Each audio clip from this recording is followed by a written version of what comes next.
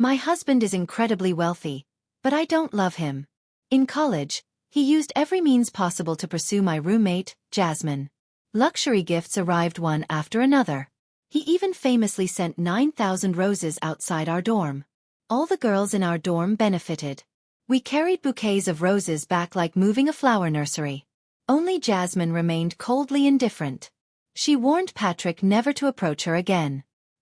"He's rich and not bad-looking. You really don't want him?" I asked finally, mask on my face, voicing my long-held confusion. Despite her beauty, she spent all her time with that senior who worked odd jobs everywhere. "No. This kind of mature, rigid man? You want him? You go chase him," Jasmine retorted disdainfully. I rested my chin on my hand, thought for a moment, then nodded. "Fine. I'll chase him." Welcome to listen to my full sweet love series novel. I'm the blogger and I'm Twilight's novel. Now let's start the main story. Jasmine's expression shifted slightly. She didn't respond. After removing my mask, I washed my face and went downstairs. "She has a boyfriend." Holding my umbrella, I saw Patrick standing like a lost puppy in the rain, gazing longingly at our dorm window. I couldn't help adding that extra sentence. He froze, pushing his gold-rimmed glasses up his nose, apologizing. "I'm sorry, I didn't know." Jasmine hadn't even told him? His expression dimmed as he lowered his head. He tried to toss the bouquet of black roses into the trash bin. Standing under my umbrella, watching the rain-drenched flowers, I thought it was a shame. Black roses. My favorite. "Wait, don't throw them away. Give them to me." He gave a self-mocking smile at the rain-soaked blooms and handed them over. "All right." At that moment, his white shirt clung damply to subtly defined abs. Clean, well-mannered, fit, tall, obedient, and crucially wealthy. Honestly, he fit my preferences perfectly. "Hey!" I called out to him. He turned, confused. "I don't have a boyfriend. Pursue me instead." I lifted the umbrella, offering him shelter. I wasn't unattractive. I kept healthy hours. I ran 6 kilometers every morning, ate clean meals at night, used skincare masks daily. More people pursued me than pursued Jasmine. I rejected them all. He removed his gold-rimmed glasses. He looked at me quietly. Time seemed to stretch. It stretched until his assistant arrived with another umbrella. Stretched until his car pulled up outside the dorm. "All right." He took my number and left. I turned and went upstairs. I'd researched Patrick. He started his own company right after graduation. It expanded rapidly. Once he inherited the family business, he'd be immensely rich. That's why I couldn't understand Jasmine. Maybe because my parents constantly fought over money before divorcing. My top criterion in a partner was wealth. Wealth meant no arguments over household expenses. Back in the dorm, Jasmine's face darkened when she saw the flowers. "No need to worry anymore. He won't bother you again," I said, placing the roses down, drying my hair. I expected relief. Instead, her expression turned stormier. "You're so shameless." Her voice was soft but sharp. The entire dorm fell silent. I paused, towel in hand. It slipped, splashing water on the floor. I rarely resorted to violence. But that moment, I slapped her. We weren't prone to outbursts. Yet, her eyes held something intensely suppressed. I couldn't read it. Didn't want to. Roommates were shocked. Some tried to mediate. Some said I went too far. Others called her hypocritical. I truly didn't understand. She said she didn't want him. Said his pursuit was harassment. So why was it stealing when I took him? She moved out of the dorm that week. We rarely spoke afterwards. I didn't dwell on it. Some called me unethical. Others criticized Jasmine. The confusion remained. She rejected him. Called it a nuisance. So why the anger when I accepted? Anger was one thing. The insult, I couldn't tolerate. Occasionally, I heard about her and her boyfriend. Some called them a perfect match. People online shipped their relationship. Meanwhile, my interactions with Patrick increased. He wasn't emotionally expressive. But he was impeccably polite. Reserved in manner. He quickly became a campus forum sensation. I became the presence by his side. Rumors spread like wildfire. I didn't care. I knew exactly what I wanted. On our wedding day, Patrick arrived late, swamped with work. He stood before me in a perfectly tailored suit. Like a meticulously calibrated, precise instrument. The ceremony was grand. 1/3 of the guest list were names I couldn't pronounce. My smile was flawless. My posture, elegant. Every camera captured perfection. I didn't know how he convinced his parents to accept me. No dynastic alliance. No matching social status. His parents were deeply cultured people. None of the disdain I expected materialized. They offered sincere blessings. We hope you support each other, building a strong marriage and fulfilling lives. Married life was comfortable. Patrick was truly wealthy. How wealthy? Companies under his name spanned the globe. Private jets for travel. Contracts worth billions. Marrying him was my smartest decision. He wasn't romantic. He didn't understand me. No love letters. No late-night calls whispering, "I miss you." Valentine's Day meant flowers delivered by his assistant. He was the typical old cadre husband. Calm. Disciplined. Dull. Perhaps all his passion was spent chasing Jasmine. Being with him felt like marrying a money-making machine. Your husband's never home? What's the point of all that money if you're alone so often? Sophia, my childhood friend, visited less after my marriage. She immediately lamented his absence, thinking it unfair. I disagreed. I took her on the private jet. How could I be lonely? The world is vast. I was grateful for his relentless work ethic funding my explorations. Luxury awaited anywhere I desired. Lonely? Impossible. Sophia looked uncomfortable. She finally shook her head. I still believe being together is what matters most, weathering storms side by side. I didn't understand. I was genuinely baffled. Another person sharing Jasmine's mindset? A flicker of melancholy surfaced. Perhaps to them I was the odd one? I think you've changed. You're not the Serena I knew growing up. She flushed under my gaze, tossed out the sentence and stormed off. She was right. I had changed. Initially, I invited her on trips. Covered all expenses. Shared spa memberships. Gave her a supplementary card. She always felt awkward. Insisted on calculating costs. Refused to accept favors. Even after Patrick encouraged her to accompany me, offering reimbursement. She still refused. His assistant provided discounted cost breakdowns. Sophia scrutinized the figures, looking offended. Demanded invoices. Hinted the assistant was trying to cheat her. Gradually, I stopped inviting her. My social circle shifted entirely post-marriage. I was incredibly busy. Beyond traveling, I enrolled in numerous classes. Floral arrangement. French. Financial management. I studied diligently. Not for hobbies. But preparation. Preparation for the day something happened. I wouldn't leave empty-handed. I heard Jasmine broke up with Charles. She even started working at a Patrick subsidiary. If Patrick ever remembered his passionate first love, his white moonlight, and demanded divorce, I needed to be ready. Getting half the assets was unrealistic. But I aimed for the maximum possible. Then I needed to learn management. Hence, my busy schedule. Returning from country R, Sophia visited. Serena, your white moonlight is back. Your first love is back. He's loaded now. You married Patrick for money. Divorce him and marry Victor now. He never forgot you all these years. He still loves you. Coincidentally, Patrick returned the same day. He heard every word in the entryway. He stood there, suit immaculate, expression neutral. His eyes revealed little. Sophia turned, face instantly pale. She stood up awkwardly, forcing a smile. Mr. Patrick. You're back. I was just joking. Serena wouldn't really. I didn't take it seriously. His voice was calm.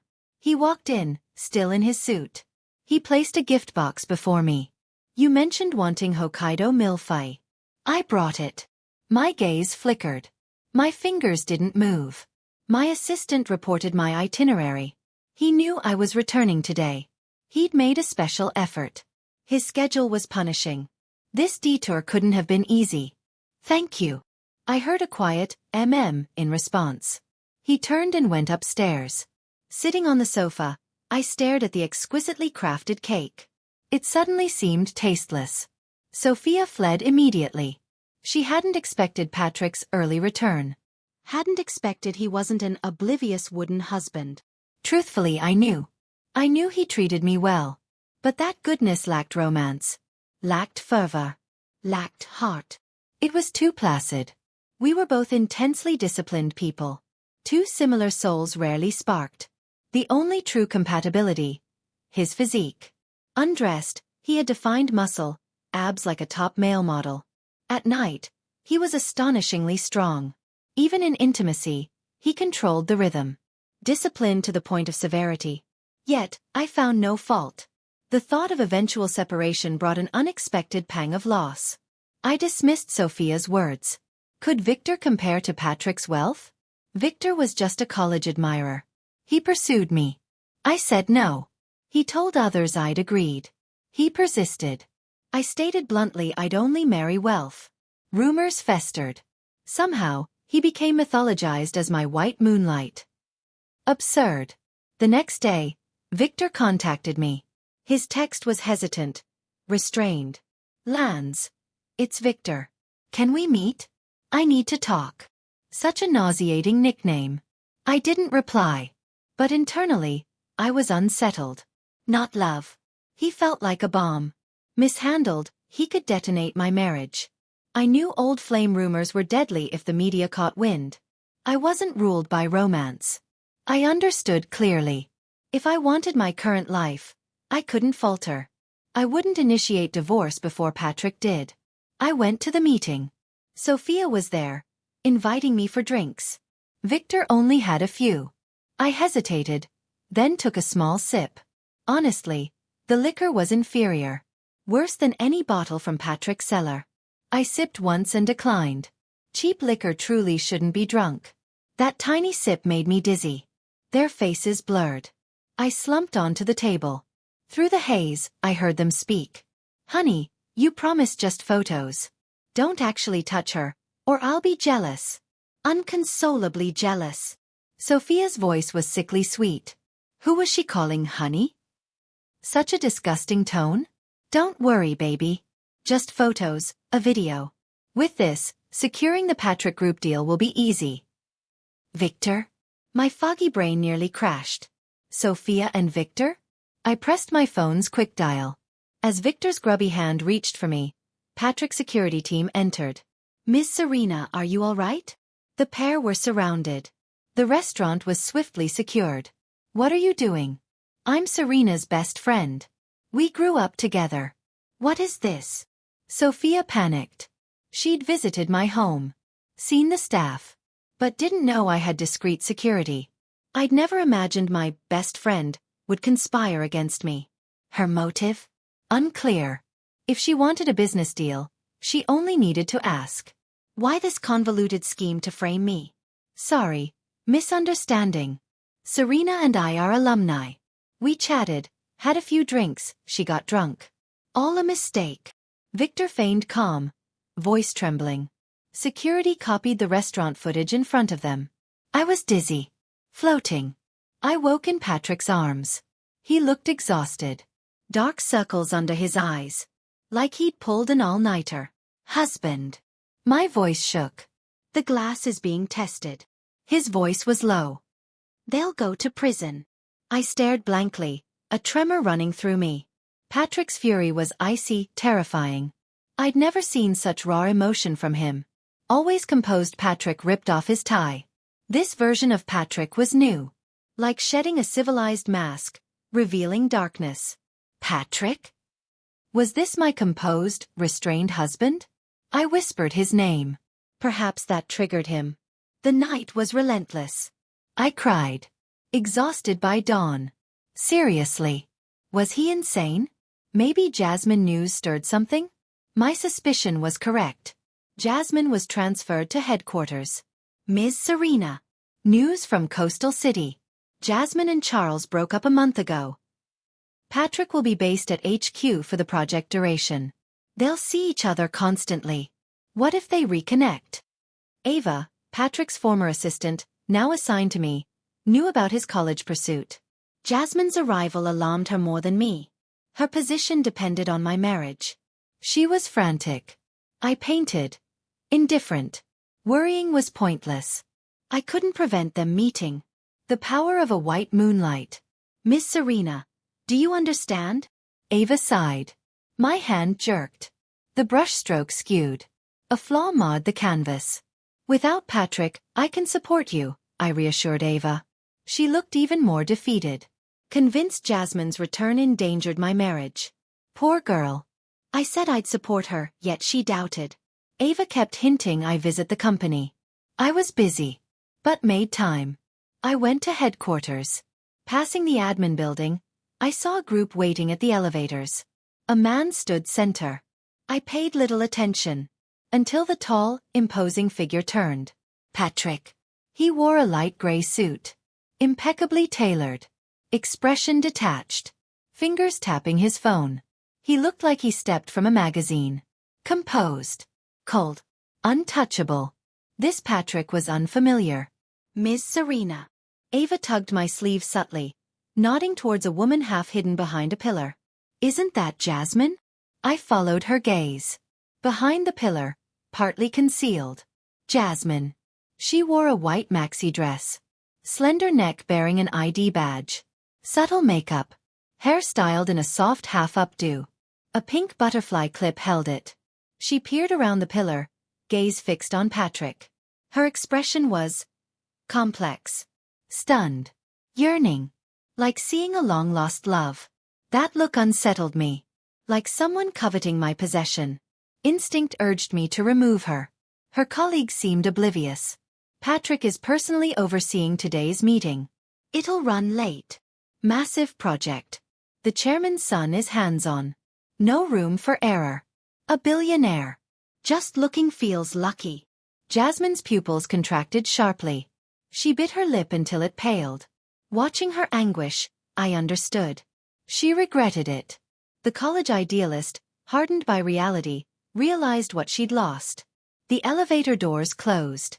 Patrick disappeared into the steel gap. No pause. No hesitation.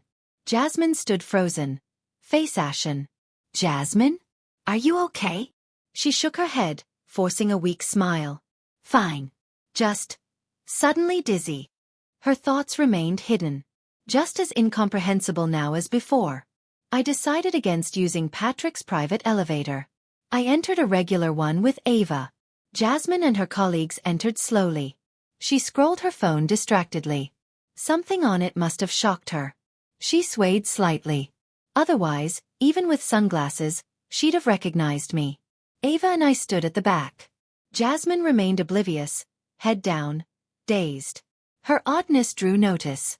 One colleague, thoughtlessly, read her message aloud. Piggy, can't we discuss the dowry? You know my family. 288,000 is impossible. Here, 128,000 is standard. Silence choked the elevator. The air solidified. The colleague realized her blunder, falling silent. Color drained from Jasmine's face. Humiliation flooded her features. Redness flared then faded to gray. If I knew it'd end like this, back in college, I'd never have rejected Patrick. Her voice was soft. Muttered. A reflex against the sting. I glanced sideways.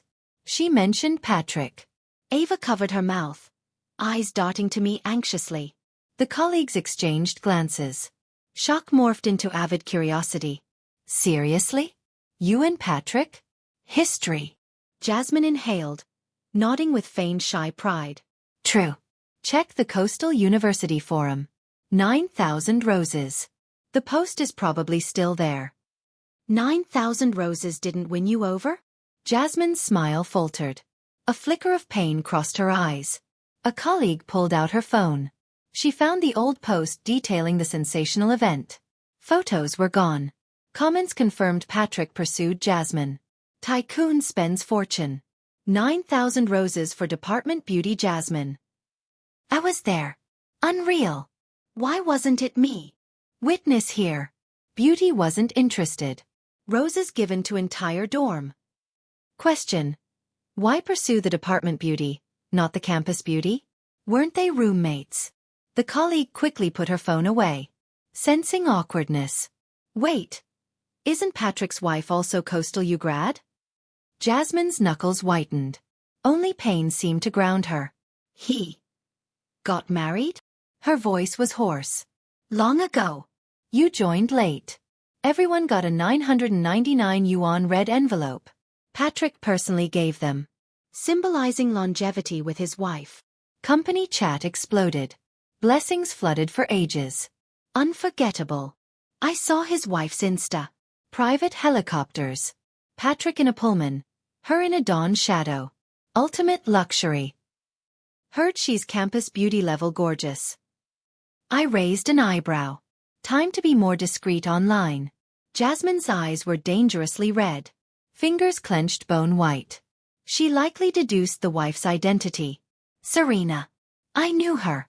We were roommates. While Patrick pursued me, I was hesitant. She saw her chance and confessed. Seemed inappropriate. I objected. She slapped me. Who knows what she told Patrick? He blocked me that same day. Jasmine trembled with fury. Biting down, eyes filled with hate. Ears perked up in the elevator. The air froze. No one spoke. Shock palpable. Ava audibly swallowed. Breath held. I stood in the corner, fingers twitching. The urge to slap her surged. Reason prevailed. Violence would fuel headlines. Competitors would seize it. It could ignite a firestorm. Harming Patrick. Harming stock prices. Jasmine, since you know Patrick, deliver these meeting notes to the executive office? The colleague handed her a file. You're stunning. Patrick won't be able to look away. She winked, implication clear. Jasmine paused. A perfect, practiced smile curved her lips. White dress. Subtle makeup. Half updo with butterfly clip. Exquisitely demure. All right, she murmured softly. I wonder if he remembers me. She feigned nervousness. But beneath it lay calculated poise. I remained still. Ava glanced at me, saw my dark sunglasses, and shrank back silently. Of course he remembers. You're literally his white moonlight. Unforgettable. Honestly, I can't imagine Patrick off duty. His stare paralyzes me. Feels like I've messed up royally. Jasmine laughed lightly, familiarity in her tone. He's actually very kind. Gracious. You'll see once you know him better. Ava looked ready to gag. I stood silent. One detail intrigued me. Transferred to HQ. She hadn't seen Patrick yet. The elevator stopped at the 97th floor. They exited first. The receptionist saw them. Expression icing over. How did you get up here? Her voice was glacial. Jasmine hesitated. Delivering documents. Deliver to reception. Which department? Who authorized access? The secretary was brusque, oozing impatience and vigilance. The 97th floor was restricted. Special access only. Jasmine paled. Her colleague froze. As Jasmine tried to explain, the secretary noticed me. Her demeanor shifted instantly. She straightened immediately. Voice dripping deference. Madam, Patrick is in a meeting. Would you like to wait in his office? I nodded. She ushered me respectfully. Jasmine stood rooted. Struck dumb. Shock. Confusion. Barely suppressed hatred flashed in her eyes. She recognized me. Her colleague turned ghostly pale. Dread washing over her as elevator conversations resurfaced. They'd gossiped about Patrick in front of his wife. The 97th floor button had raised suspicion. But submitting documents before deadline was cumbersome. She'd gambled, sneaking onto the restricted elevator. Jasmine's claims provided a shield. After the 76th floor, only 4 remained. She'd glanced at the striking woman. Too captivating to ignore. Sunglasses and cold demeanor deterred closer scrutiny. It was Patrick's wife. more stunning than her Insta photos. I walked past them silently. For now, she needed permission just to enter. Delivering documents got her ejected. Patrick remained distant. Good. The white moonlight's power seemed overrated. Serena, won't you say anything? If it weren't for me, do you think you deserve this? Would it be your turn? Jasmine shouted, provoked by my silence. The entire secretarial pool looked up. I stopped.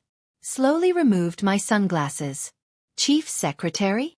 A woman in a tailored suit approached swiftly. She signaled. 2 staff escorted Jasmine and her colleague away. Undignified. Jasmine yelled threats. Ava coldly instructed the chief secretary. Ensure she never accesses this floor again. Unnecessary advice. Jasmine never warranted my concern. I came only to gauge Patrick's reaction. If one glance reignited his feelings, clinging to the marriage was pointless. Patrick was meticulous. If nostalgic for Jasmine, he'd act. His business acumen meant facing him unprepared ensured a crushing defeat. He showed no mercy to adversaries. I entered Patrick's office. Luxurious as always. Master bedroom. Golf simulator. Cigar lounge. Pool table. Even an arcade. His hobbies remained alien. Learning the meeting would last 2 hours, I decided to rest. Ava approached. Miss Serena, notice Jasmine's outfit? It resembles your college style. She paused, excitedly pulling out her phone. I have an old photo. Patrick rewarded me a month's salary for it. She scrolled through thousands of images. Exhaustion weighed on me. Squeezing time for this visit drained me. I glanced absently. Drowsiness overwhelmed me. I leaned back on the plush leather sofa. Fell asleep. I woke to a kiss. Patrick was unfastening his tie. One hand braced beside me. He kissed deeply. Inescapable. Nearly suffocating. Seriously? Murdering me for his white moonlight already? I bit him. He winced, releasing me. Rubbing his lip. He asked softly, "What brings you here?" My visits were rare. His tone held a strange reproach. I heard Jasmine transferred here. I came to see. My gaze locked onto him, seeking any flicker of emotion. The shrewd businessman looked momentarily puzzled. Then, realization dawned. A faint smile touched his lips. I stared at the slight curve, where my teeth had nearly broken skin. It looked painfully vivid. He smiled. An internal sigh escaped me. Divorce seemed inevitable now. Time to consult my lawyer thoroughly. Perhaps install surveillance. If Patrick cheated, I'd secure more assets. I was mentally strategizing when Patrick pulled me into his embrace. He nuzzled my hair. Mentioning her name suddenly. Took a second to register. You're jealous. That makes me happy. Ridiculous man. Me? Jealous? Enough. I have an evening class. I extricated myself. The atmosphere felt off. I straightened my clothes and hair. Ava always said I was too polished. Even my feet were meticulously cared for. I remained impeccable. I checked my reflection. Reapplied lipstick. She was right. I never allowed slack. Like my daily 6-kilometer run. Unbroken. I came to assess Patrick's viability. Leaving the inner office, Patrick had also recomposed himself. Jacket draped aside. Shirt crisp. Tie neatly retied. Seated at his desk. Pen in hand. Signing documents. The composed executive aura returned. Seeing me, he adjusted his gold-rimmed glasses. Back to the authoritative, reserved persona. I fly to country F the day after tomorrow. Approximately 2 months. I stated it like a routine report. His pen halted mid-signature. He looked up, gaze intense. Silent. I met his eyes briefly, scrolling my phone. Ava knocked timidly, shattering the quiet. Let's go. I stood. Ava scrambled for my bag, following me anxiously. Miss Serena. Patrick seemed upset. She whispered once outside, visibly unnerved by the encounter. I acknowledged with a non-committal hum. His mood was irrelevant now. Patrick, a veteran of high-stakes negotiations, rarely betrayed his feelings. If even Ava sensed his displeasure, it was undoubtedly directed at me. Miss Serena, look. The photo. Ava held out her phone like a trophy. I glanced dismissively. The image froze a summer twilight. A tilted umbrella sheltered a man. I stood beside him, cradling deep-hued roses. The lens captured the moment our eyes met. I remembered that rainy day. Sunlight piercing the clouds. I had looked at him. And smiled. Send it to me, I instructed, slipping on my sunglasses. Ava complied instantly. Within a minute, she was practically vibrating. 2 bonuses for 1 photo. Miss Serena, I love you. I ignored her, pulled back into the memory. Ava drove, taking deep breaths to calm down. Miss Serena, look at your hairstyle, that hairpin in the photo. Doesn't Jasmine's look today mimic it exactly? Her words struck a nerve. I suddenly recalled stopping him that day. I don't have a boyfriend. Pursue me instead. But I didn't remember wearing a white dress like that. Or using a butterfly hair clip. Yet today, Jasmine mirrored it all. From hairstyle to hemline. Mannerisms to aura. An exact replica. Something within me fractured. Like ice-cold needles slowly piercing my heart. Not sharp pain, but a profound chill. Dripping water wears away stone. At that moment, I heard the final shatter within. Ding. Patrick's text arrived. We need to talk tonight. My carefully maintained composure finally cracked. Talk. Divorce? I tossed my phone aside. Book me a flight tonight. Anywhere. I need space. Ava glanced nervously at my expression, puzzled by the sudden icy detachment. I didn't go home. Skipped my class. The only lapse in my rigid control was boarding that flight, documents in hand. Landing, the hotel manager greeted me. Powering on my phone revealed countless missed calls from Patrick. Annoyance flared. I drafted a text. Divorce papers are drafted. In the bookcase. Second drawer. Review them. Legal can amend any points.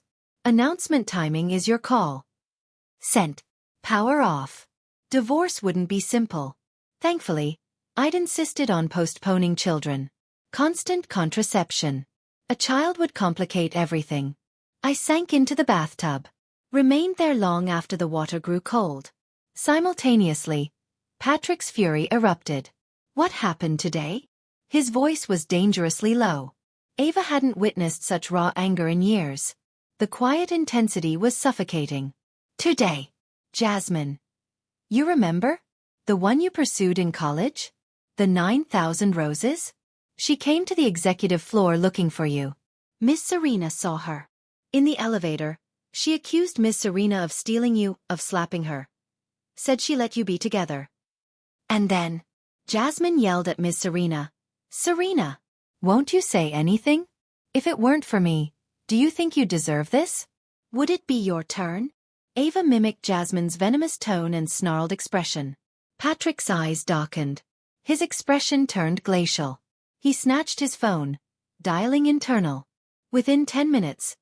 Blacklist, Jasmine Jiang, from Patrick Group and all subsidiaries. Permanent. No employment.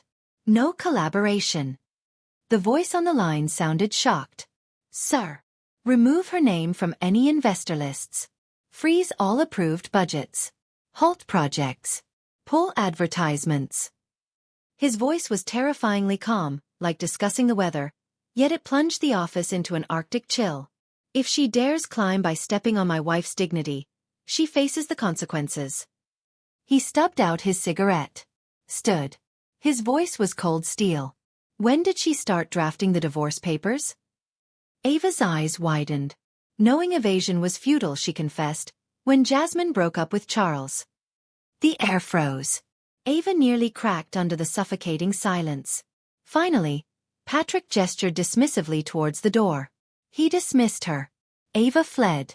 Glancing back, she thought he looked shattered. Ava frantically dialed Serena. The line remained dead. I was jolted awake by the doorbell. Climbing out of the cold bathwater, a chill gripped me. Recent exhaustion was overwhelming. I'd fallen asleep in the tub. Outside stood Patrick. He looked haggard. Weary. Serena. He pronounced my name slowly, deliberately, then pulled me into a crushing embrace, nearly suffocating me. Why are you here? Headquarters was swamped. A critical project demanded his full attention. His presence here made no sense. He pushed me inside, tore open my robe. Like a frenzied beast, I pushed against him. Useless. After the storm, he still held me, his arms like vices, trembling slightly. Divorce? Dream on. Confusion clouded my mind. Patrick. My voice was hoarse but icy. He instinctively tightened his hold. Serena, when I said, talk, I meant about your friend Sophia. Masterful deflection. True businessman. My focus shifted instantly. Sophia's betrayal still haunted me. Why? I needed to understand. She confessed to everything. Victor walked free. Sophia will go to prison. Patrick's gaze held a hint of pity. I had few friends. Sophia was the only one. Childhood companions. Petty arguments, always resolved by my concession. She bottled things up. Would cry alone if I didn't chase her. Staring at the ceiling, profound confusion washed over me. Why? The puzzle remained unsolved. But dwelling on the unsolvable was pointless. The act was committed. Whatever the reason, Sophia betrayed me. This time, forgiveness was impossible. I met Patrick's eyes. He had taken Sophia's words to heart. Despite claiming otherwise. He wasn't my first love. When he pursued me, he spread rumors. I warned him off. This is his revenge, I suppose. I sighed. Victor was handsome. Popular. My rejection fueled his resentment. My declaration about marrying wealth stung his pride. He'd nursed that grudge. Built success to finally humiliate me. Only to discover his wealth was insignificant beside mine. So, he targeted Sophia. Someone he'd otherwise never reach. His calculated pursuit ensnared her. She hid their relationship. Collaborated in his scheme to ruin me. Sophia, like me, lacked a happy childhood. She craved a home. Victor, manipulative and perceptive, exploited that. Built a fantasy. Made her willingly fall. Willingly face prison. But revenge alone seemed insufficient motivation. I frowned. How is Victor's company? I asked. Not comparable to Patrick Group, Patrick replied swiftly. Few companies were. He knew what I meant.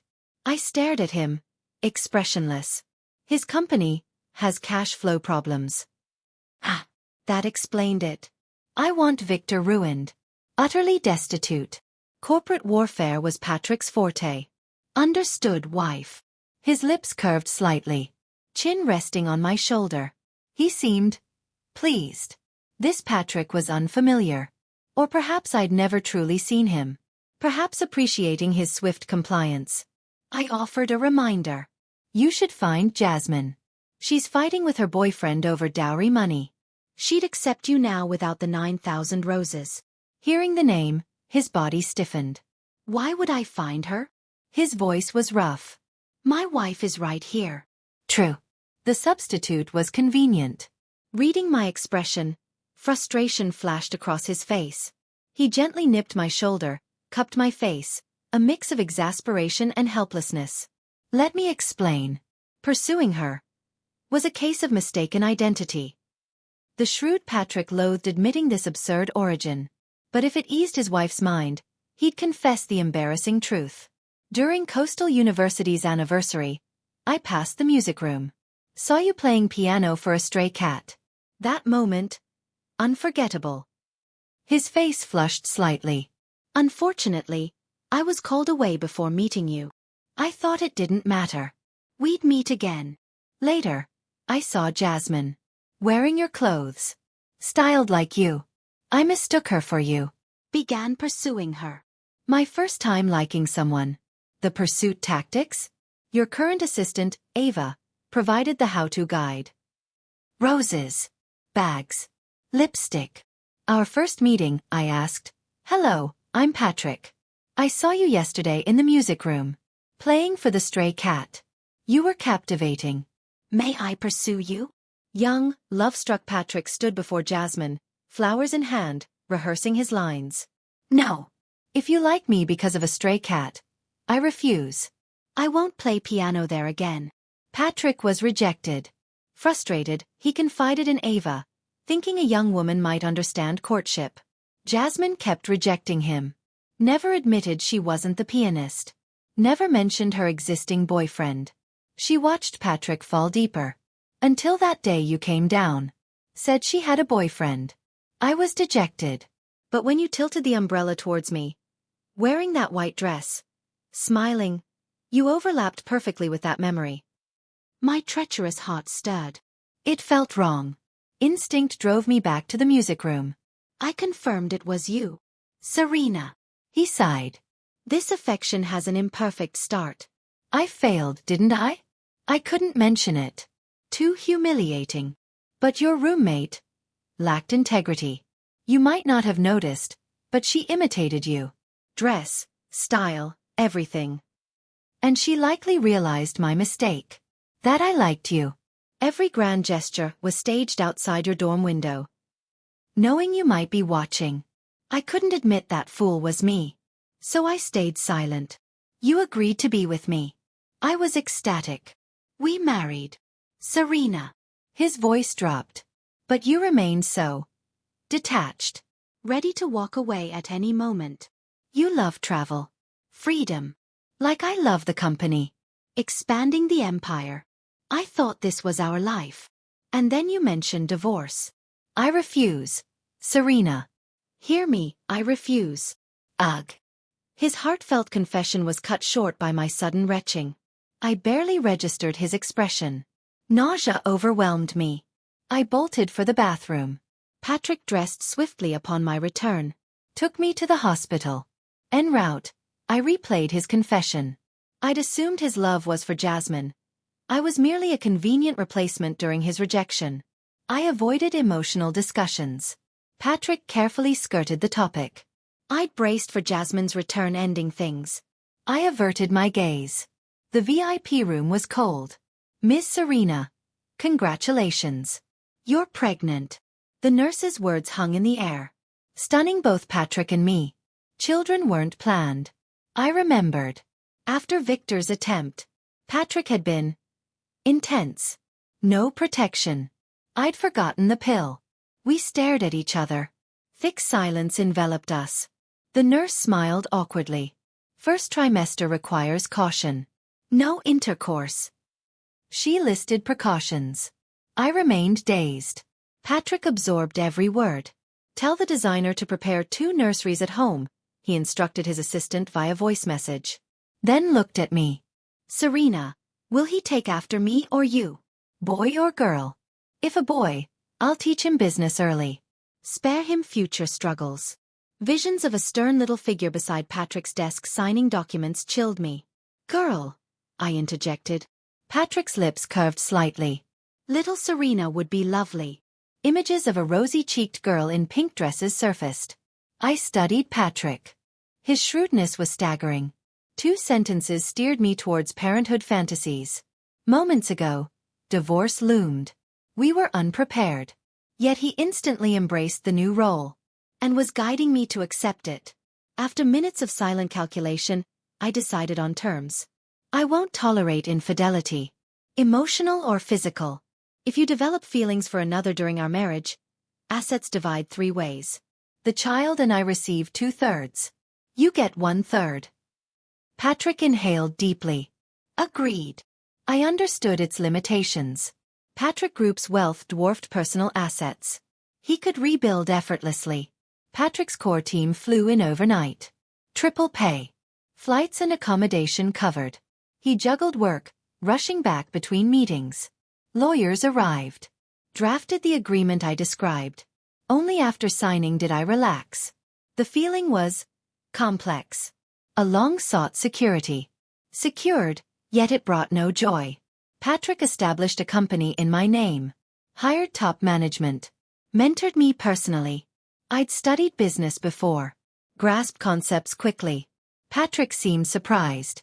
Serena, had you entered the business world earlier, we might have been true equals. I didn't disagree. I felt the same. Or perhaps standing on Patrick Group's foundation made ascent easier. The company consumed me. Patrick watched my hectic schedule with concern. But seeing rare smiles, he seemed relieved. Serena, with this company, you stand on equal footing. Regardless of me. You can negotiate. Could you consider? His voice was hesitant. Trying to love me? Patrick offered a nutritionist-prepared drink. Such a tall man, stooping slightly. Watching me with nervous anticipation. Like awaiting judgment. I remained silent. Early in our relationship, a flippant, I love you, might have slipped out. Insincere. Now, the words wouldn't form. Finally, I nodded. All right. Patrick Group's chairman and chairwoman announced company-wide bonuses. A celebration for their grandchild's arrival. I looked at the wrinkled little bundle. Maternal instinct remained elusive. Perhaps I was an exception. Other mothers wept holding newborns. He was a miniature Patrick. The resemblance was unsettling. Little Patrick. Mommy loves you. And Daddy too, Patrick murmured softly to the baby, his towering frame awkward yet tender holding the tiny form. I witnessed yet another facet of Patrick. A faint smile touched my lips. Do I love my husband? Before this child, I could have said no. Could have walked away. But his explanation chipped away at my defenses. The day I played for the stray cat was the day my parents divorced. Families torn apart. It was shattered me, rebuilding amidst piano keys. I never imagined that moment was witnessed. Stolen by another. That someone gathered my broken pieces, whispering, I love you. Love. Perhaps. My heart stirred.